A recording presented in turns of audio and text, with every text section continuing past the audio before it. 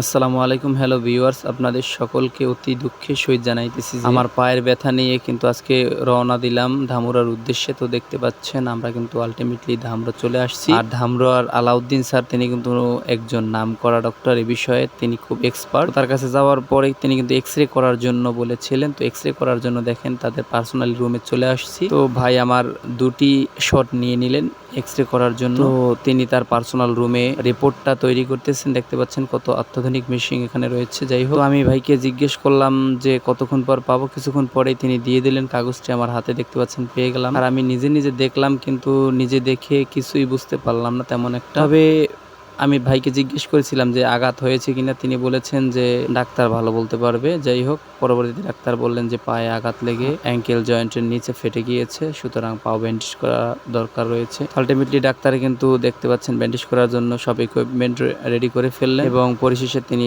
পাওটাকে খুব সুন্দরভাবে ব্যান্ডেজ করে দিলেন এবং 21 দিন রেস্ট থাকার জন্য ডাক্তার আমাকে পরামর্শ দিয়েছিলেন। তো লম্বা একটি সময় পার করতে হবে। আপনারা সকলে আমার জন্য দোয়া করবেন যেন অতি দ্রুত সুস্থ হতে পারি। সামনে অনেকগুলো ম্যাচ আমার অবশ্যই মিস হয়ে যাবে। খেলার বন্ধুরা আমাকে ভালো একটি সাপোর্ট দিয়েছে, আলহামদুলিল্লাহ। তো দেখতে পাচ্ছেন যে ভালোবাসার টানে তাদের ম্যাচ দেখার জন্য চলে আসছি আজকে খেলার মাঠে। অনেক কষ্ট করে আসছি। সবাই দোয়া করবেন ইনশাআল্লাহ যেন দ্রুত সুস্থ হতে পারি।